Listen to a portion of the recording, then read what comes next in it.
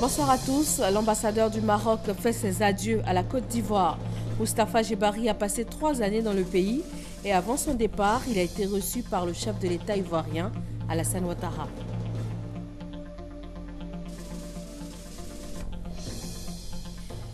Les premières dames de Côte d'Ivoire et du Ghana ont signé aujourd'hui une déclaration conjointe d'engagement pour la lutte contre la traite transfrontalière entre leurs deux pays et aussi contre les pires formes du travail des enfants.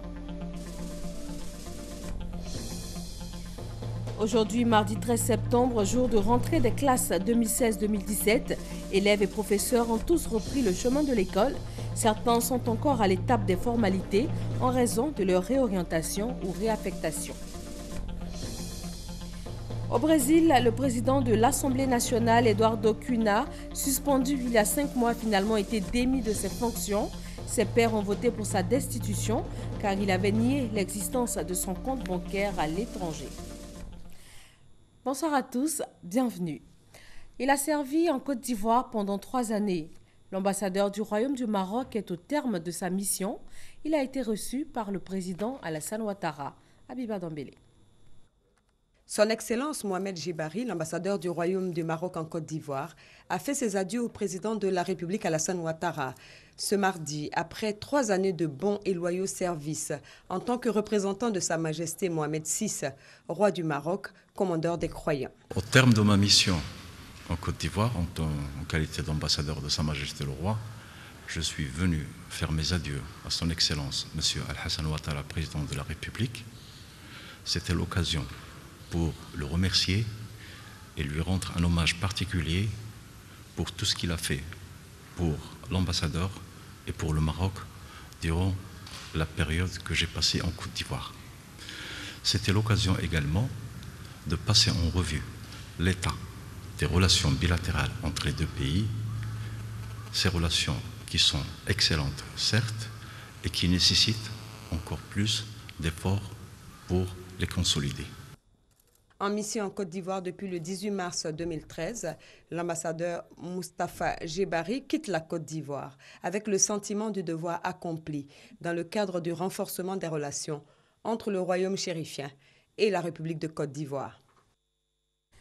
Le centre hospitalier universitaire de Treichville vient d'accueillir un centre d'imagerie médicale avec un ensemble de matériel performant, notamment un scanner, des appareils radio et 5 échographes. Le centre d'imagerie veut offrir aux populations un service de qualité. L'infrastructure construite dans l'enceinte de l'hôpital a été inaugurée par le Premier ministre Daniel Cablon-Duncan et la ministre de la Santé Raymond Goudou Kofi. Le rééquipement du centre d'imagerie de Treichville fait partie d'un vaste projet de rééquipement de 12 structures sanitaires financées à plus de 8 milliards de francs CFA par l'État ivoirien et l'État français. En Côte d'Ivoire, environ 4000 enfants sont encore victimes de la traite transfrontalière. Selon la Première Dame, il faut des actions plus vigoureuses pour éradiquer ce phénomène, notamment la collaboration entre les pays voisins. Dominique Ouattara a procédé donc ce mardi avec son homologue du Ghana à la signature d'une déclaration conjointe d'engagement en matière de lutte contre la traite transfrontalière et les pires formes du travail des enfants. Bijanaïma. Par cet acte officiel de signature conjointe pour leur engagement à travailler ensemble, les deux premières dames, Dominique Ouattara, première dame de Côte d'Ivoire, et Nana Lordina Dramani Mahama, première dame du Ghana, viennent de poser un acte historique pour l'élimination de la traite transfrontalière d'enfants qui a cours entre leurs deux pays. Acte historique car aucun accord de coopération n'existe encore entre le Ghana et la Côte d'Ivoire pour lutter contre ce fléau. Si l'initiative vient de la présidente du comité national de surveillance dont une des missions est d'initier des actions de prévention, sa consoeur, première dame du Ghana, actuelle présidente en exercice de l'Organisation des Premières Dames d'Afrique contre le sida et présidente de la fondation Lordina qu'elle a créée en 2009, qui s'investit dans le social au Ghana, a adhéré pour sa part sans hésiter à cette noble cause. Ensemble, elles viennent ainsi d'ouvrir le champ à une future coopération entre leurs deux États pour réduire d'ici 2020 le trafic d'enfants convoyés via le Ghana pour servir de main-d'œuvre agricole ou domestique, ou encore pratiquer la mendicité au profit de personnes adultes. Il n'a pas fallu attendre longtemps. L'initiative des 2 premières dames a fait mouche.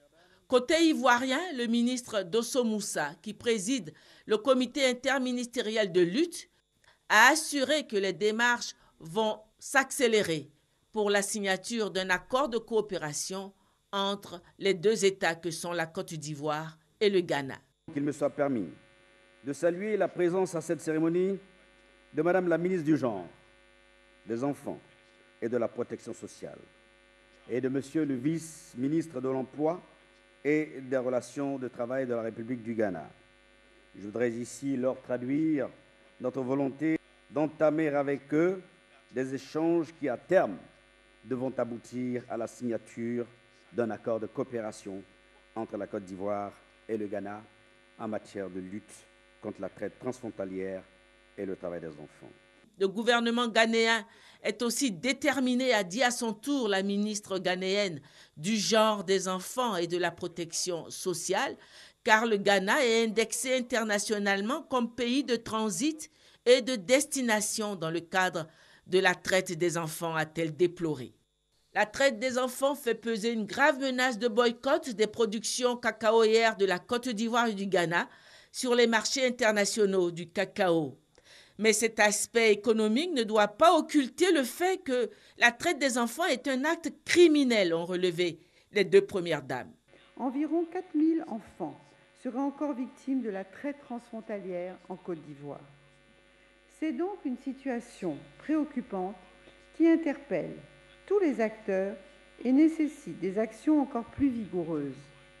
Au titre de ces actions à mettre en œuvre pour éradiquer ce phénomène, la collaboration entre les pays voisins s'avère primordiale. Madame la Première Dame, ma chère sœur, je reste convaincue que c'est ensemble, dans un cadre permanent de concertation et de coopération, que nous réussirons à éliminer définitivement la traite et les pires formes de travail des enfants dans nos pays respectifs. La Première Dame du Ghana, pour sa part, a souhaité qu'une législation en matière de répression soit vite élaborée. Le Ghana est considéré comme l'un des pays d'origine du transit, de destination pour les hommes, les femmes et les enfants victimes de travaux forcés et de trafic et abus sexuels. Et donc, nous devons intensifier les efforts pour arrêter les criminels qui sont impliqués et profitent du recrutement et des situations de transit de leurs victimes. Le Ghana et la Côte d'Ivoire, 2 pays voisins et surtout unis par l'histoire et la culture, Dominique Ouattara et Lordina Dramani Mahama l'ont une nouvelle fois rappelé.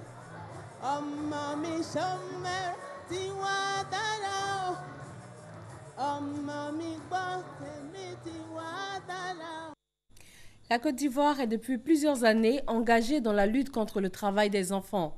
Leur scolarisation est tout aussi primordiale. Aujourd'hui, mardi 13 septembre, c'est la rentrée scolaire pour des millions d'élèves sur tout le territoire ivoirien.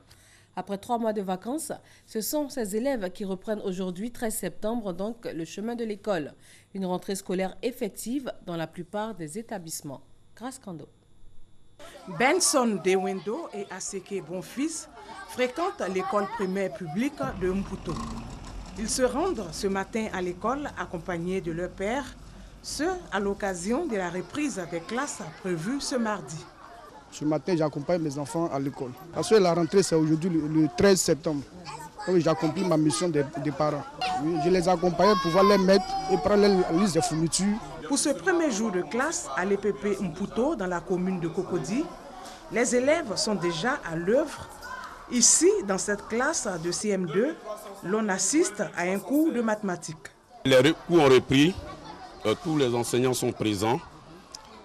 Nous allons faire la lecture, les mathématiques, l'histoire et géo, l'écriture. On a commencé par les exercices et après cela, on va faire les leçons. Les retardateurs seront pénalisés. Et donc, nous souhaitons que les parents puissent faire venir les enfants à l'école pour que nous puissions démarrer afin que les enfants puissent être au même niveau. Chez les tout-petits, la reprise est plutôt timide. Ce premier jour de classe n'est pas facile pour certains enfants qui ont encore la nostalgie des parents. Les encadreurs dans cette école maternelle remplissent les dernières formalités pour une reprise effective. Pour cette première journée, il faut reconnaître qu'après la fête, les enfants viennent timidement à l'école. C'est maintenant que certains parents apportent les photos pour qu'on puisse faire la reconnaissance dans les classes. On dit aux parents de faire venir les tout-petits à l'école parce que c'est en classe maternelle qu'ils prennent leur marque avant d'amorcer le cycle primaire. Au lycée municipal de Makori, les cours ont effectivement démarré. Élèves et professeurs sont en classe pendant que d'autres sont au stade des dépôts de dossiers. Les vacances sont un peu ennuyeuses, donc en tout cas je suis très heureux de reprendre les cours. J'ai cours de maths et de philosophie dans l'après-midi, c'est pour cela que nous sommes là. Les cours ont repris, fini donc la période des vacances. Élèves et encadreurs sont au travail pour respecter le quantum horaire tel que souhaité par le ministère de l'Éducation nationale. On l'a vu dans ce reportage, la rentrée n'est pas toujours facile pour les tout-petits. C'est souvent leur premier contact avec l'école. À côté, il y a le CP1 où l'on se familiarise avec la lecture et l'écriture. Au collège, les 6e sont à leur première année en pantalon kaki ou encore en tenue bleu-blanc. Nous avons fait cette rentrée avec des élèves qui vivent aujourd'hui une première fois dans leur cursus scolaire. Reportage. Cheveux coiffés courts comme l'exige le règlement de son collège, Mabrondier jette fièrement un dernier coup d'œil à sa tenue scolaire, le bleu-blanc qu'elle revêt pour la toute première fois. Et c'est parti pour le premier jour chez les grands, premier jour au collège. Je suis en classe de 6e, 4. Aujourd'hui, c'est la rentrée. Je suis en train de recopier l'emploi du temps dans mon cahier. Cette année scolaire, je suis contente de me voir en bleu-blanc parce que c'est ma première fois de porter le bleu-blanc. Je compte bien travailler en classe. Pour le petit Ryan, le réveil est plutôt difficile ce matin. Mais finalement, il ne fait pas de difficulté à se préparer pour l'école. Une fois arrivé, c'est les premiers contacts avec l'environnement, les maîtresses et les petits camarades. Mais quand vient l'heure de la séparation, c'est souvent des crises de larmes. Les parents sont tout émus de laisser pour la première fois leur bout de chou à l'école. C'est un moment de satisfaction, c'est vraiment difficile parce qu'on se dit pour un bébé de le laisser tout seul dans un environnement qu'il ne maîtrise pas, mais c'est un début et on se dit que c'est là que commence la vie. Et on remercie Dieu, on demande à Dieu de le protéger, que tout se passe pour le mieux. Quant à Elena, elle n'est pas à sa première rentrée des classes. Mais cette année, c'est l'entrée au CP1. Ardoise et livres de lecture font leur apparition. On est au CP1, on a les cahiers, on a les livres. Ça va au CP1. Au CP1, l'objectif de la classe, c'est d'apprendre les enfants à lire, à écrire. Nous faisons pour la première période, qui correspond à une période de préapprentissage. Donc, pendant cette période, nous apprenons l'enfant d'abord les signes graphiques, puis après, ça sera l'association de ces signes. Mabrondier, Ryan, Elena, ils entament tous aujourd'hui, 13 septembre, de nouvelles étapes de leur vie. C'est une année scolaire de 9 à 10 mois, avec en moyenne 972 heures d'apprentissage dans au moins 6 matières qui s'ouvrent à eux, comme pour des millions d'élèves partout en Côte d'Ivoire. Parmi ces millions d'élèves, il y a ceux qui n'ont pas repris les cours aujourd'hui, notamment les retardataires, certains affectés ou orientés à cause des réaffectations et réorientations qui demandent des formalités supplémentaires. Aurélia Droukoula et Delphine Bla.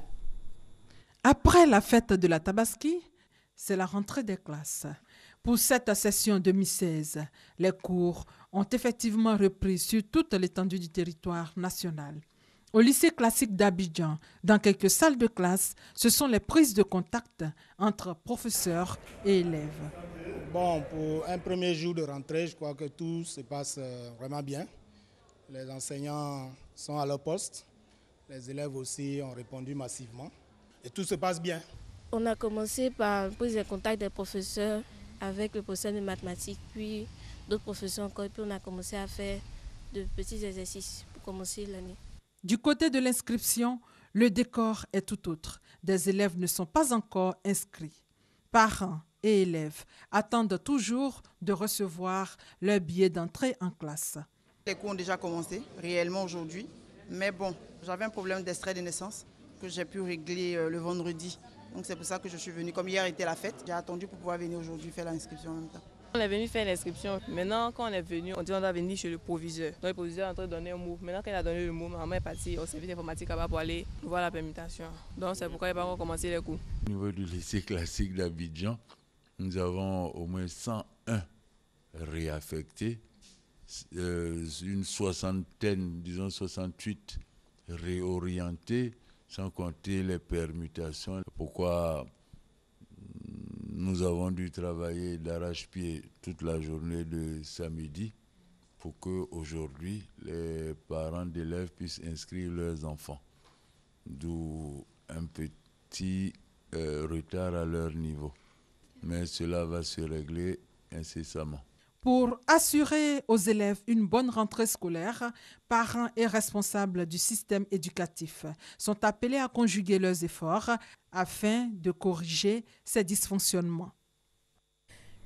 Depuis 2011, le ministère de l'Éducation nationale a entamé des réformes, notamment l'école obligatoire et gratuite pour tous les enfants âgés de 6 à 16 ans, la construction de collèges de proximité afin de rapprocher l'école des apprenants avec le recrutement de milliers d'enseignants. Nous vous proposerons après ce journal un focus sur les différentes réformes de l'éducation nationale depuis 2011. Mais déjà, voici un extrait signé Armaniamia.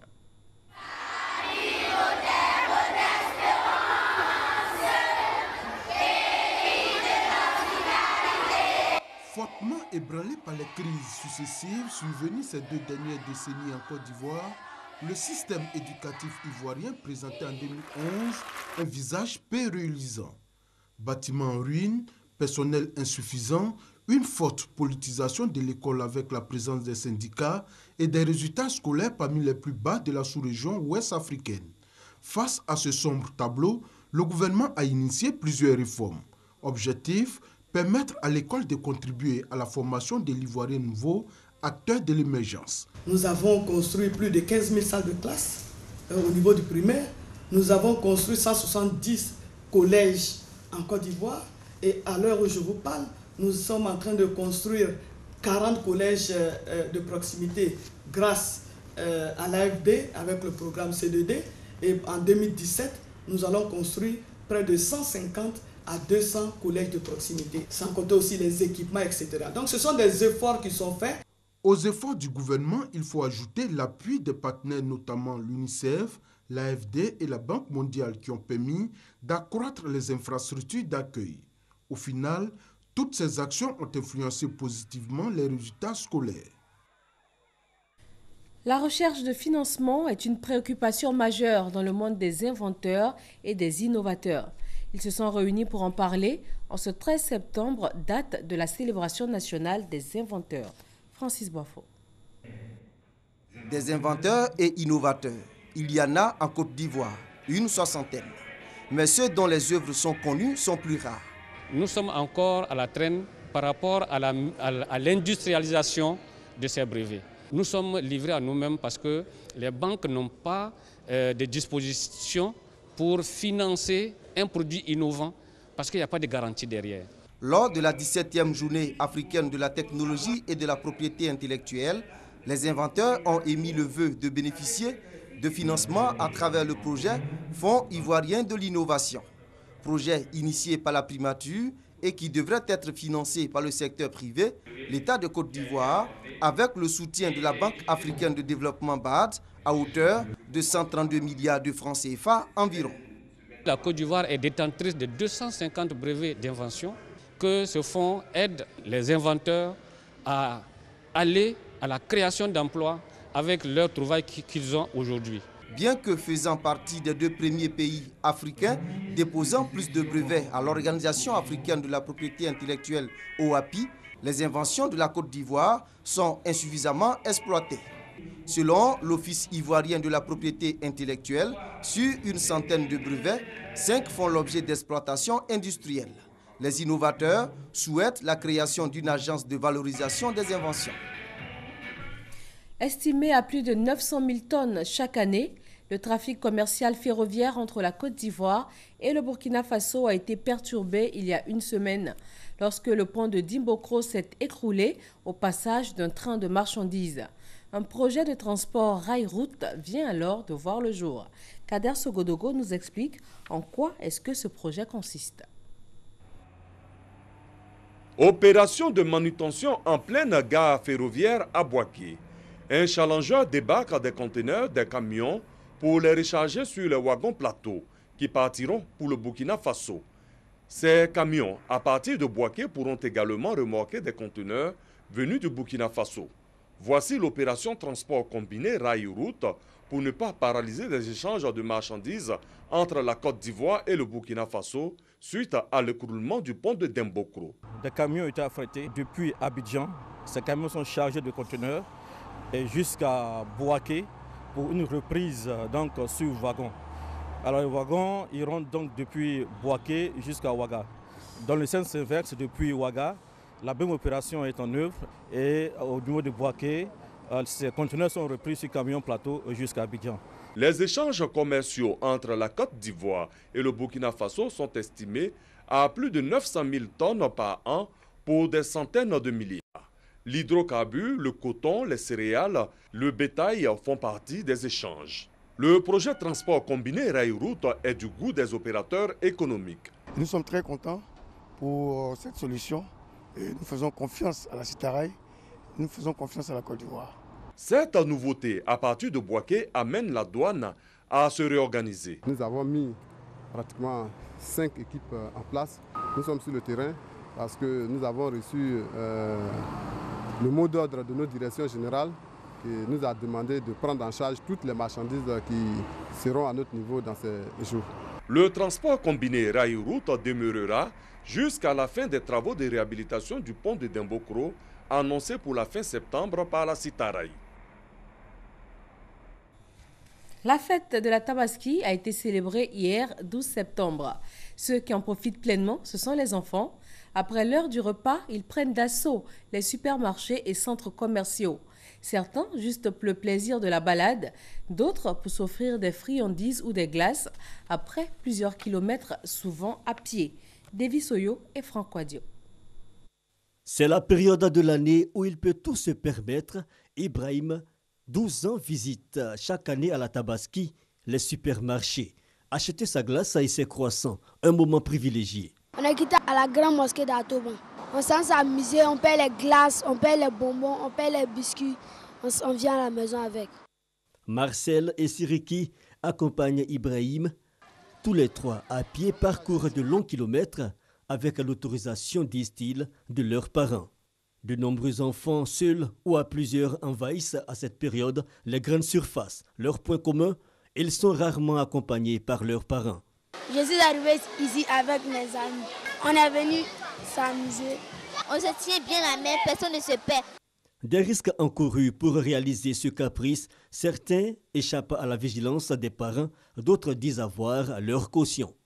J'ai demandé à mon père et ma mère et ils m'ont remis l'argent. Ça fait plusieurs années aussi que j'arrive ici. Des parents nombreux, d'ailleurs, à déplorer cette situation. S'il faut laisser ton enfant sortir seul, c'est que dis-toi qu'il est à l'insécurité, surtout à des endroits pareils. Un supermarché, c'est rempli, c'est bourré. Donc il faut toujours faire accompagner l'enfant d'un de ses parents. Bon, si les enfants ne sont pas accompagnés, ils peuvent se perdre. Et ça, ce n'est pas vraiment intéressant. C'est la fête, il faut vraiment trouver quelqu'un qui va accompagner les enfants pour s'amuser. C'est intéressant. Moi, je suis venu accompagner mes enfants. Face à la présence massive des enfants lors des fêtes de Tabaski, les agents de sécurité dans les supermarchés disent prendre quelques dispositions. Faire de telle sorte qu'ils ne soient pas dessus de nous. On leur demande ce qu'ils veulent exactement et comme ça on les indique. Ils peuvent arriver par moment où ils prennent des articles, ils essaient de goûter d'abord et si ça ne lui convient pas, ils jettent ça. Et donc, bon, c'est vrai, c'est des pertes pour la société, mais bon, on nous demande d'être docile envers eux. L'Aïd el-Kébir, un moment festif qui n'occulte pas davantage de prudence, un accident est si vite arrivé.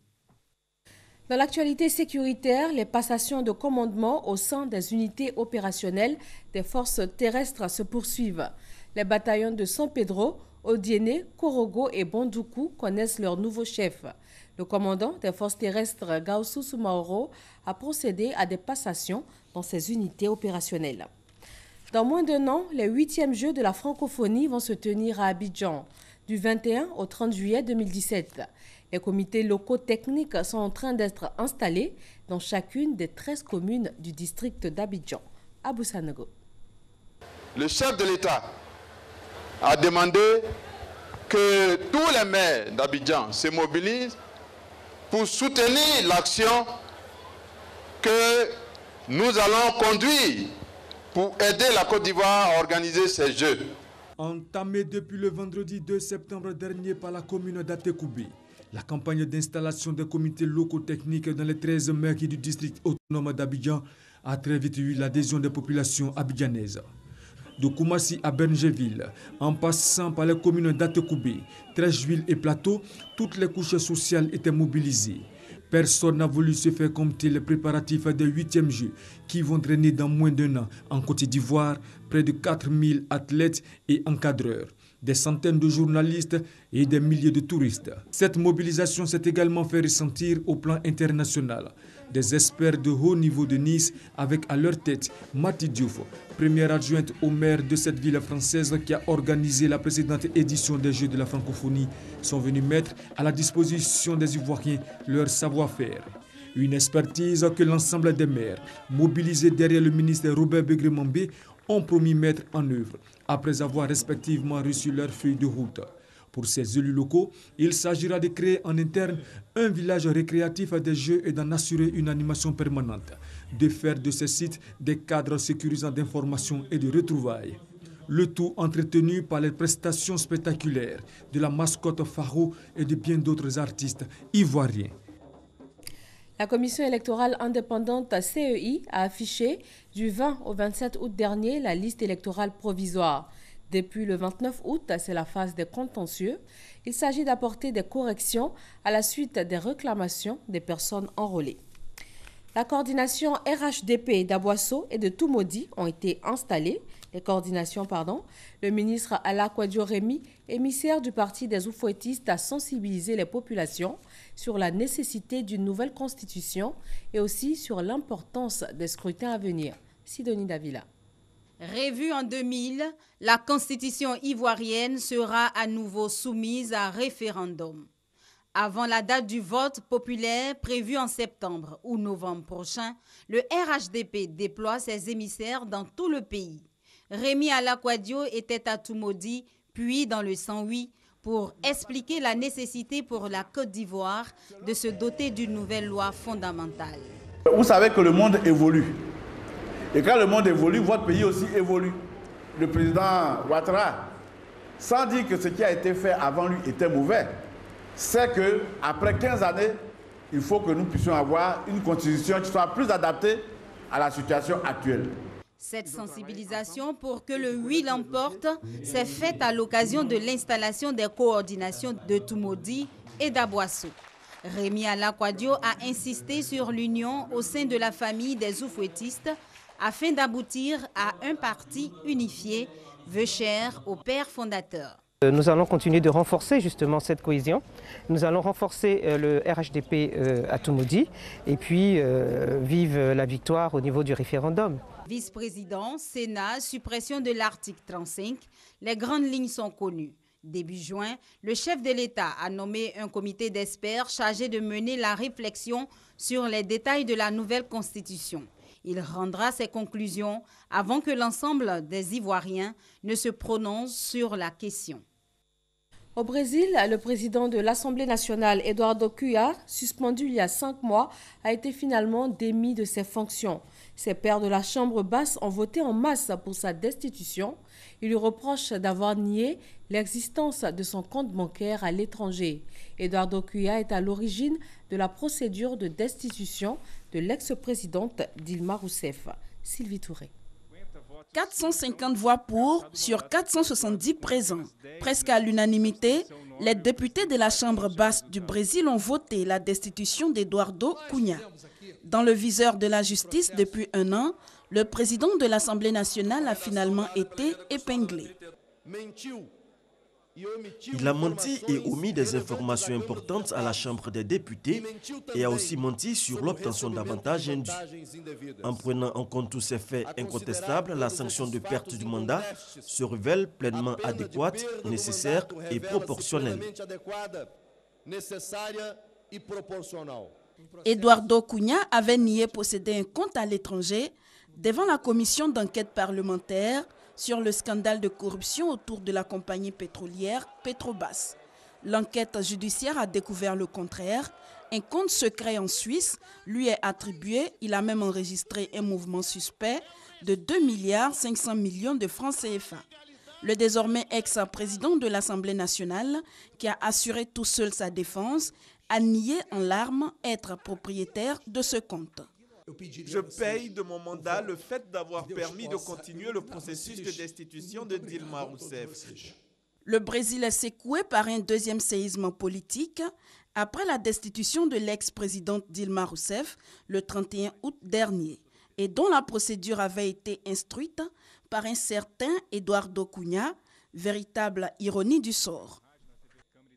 Merci de votre attention. Très bonne soirée à tous sur RTI1.